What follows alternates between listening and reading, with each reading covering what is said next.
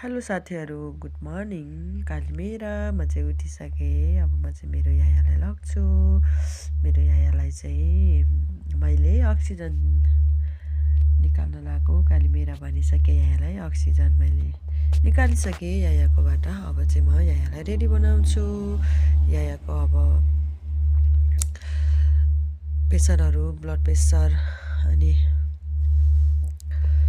Injection लगाउनु पर्छ। म चाहिँ रेडी गर्छु। म चाहिँ कस्तो गाह्रो भइरहेछ कि बिराम भएर रुगा लागेर बोल्नलाई पनि कति गाह्रो भएको छ।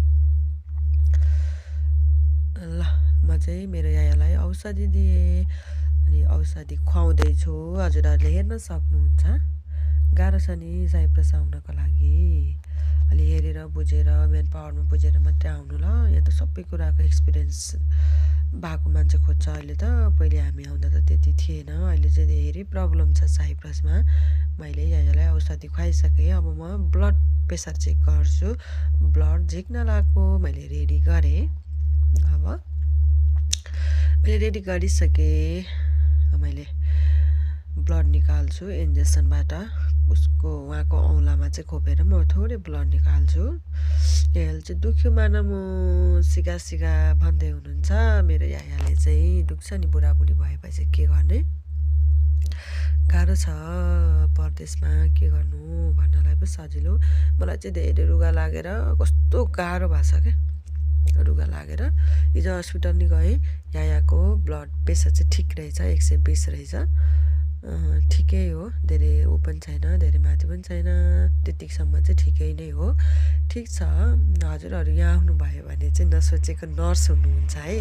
हामी पढेर नर्स नभए पनि अनुभवले हुन्छौँ। अब यायाको चाहिँ यस्तो नाइटोनेरी डेली मर्निङमा चाहिँ इन्जेक्सन लगाउन पर्छ।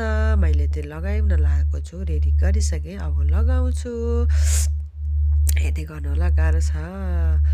के गर्ने, कस्तो डर लाग्थ्यो कि पहिले पहिले चाहिँ मलाई लगाउनलाई। अहिले चाहिँ खासै वास्ता लाग्दैन, बानी भइसकेँ। अब यहाँ चाहिँ म केही महिनाको लागि मात्रै आएको हो। केही महिना भयो आएको। अब यो नेक्स्ट मन्थ जनवरीदेखि चाहिँ म अर्कै काममा जान्छु। यही महिना मात्रै हो। मैले रेडी गरिसकेँ। अब सफा गरेर राखेँ। अब चाहिँ म पनि यहाँ छेउ आएर सिगान पुस्दैछु। मलाई यति गाह्रो भएको छ, यति गाह्रो भएको छ, तपाईँहरूलाई थाहै छैन। यति गाह्रो भएको छ। अब चाहिँ मैले यायाको प्याम्पस चेन्ज गर्छु। मैले प्याम्पस निकालेँ। अब त्यो सबै अगाडि पछाडि सबैतिर सफा गर्नुपर्छ। त्यसमा औषधि लगाएर चाहिँ अनि यायालाई उठाउनु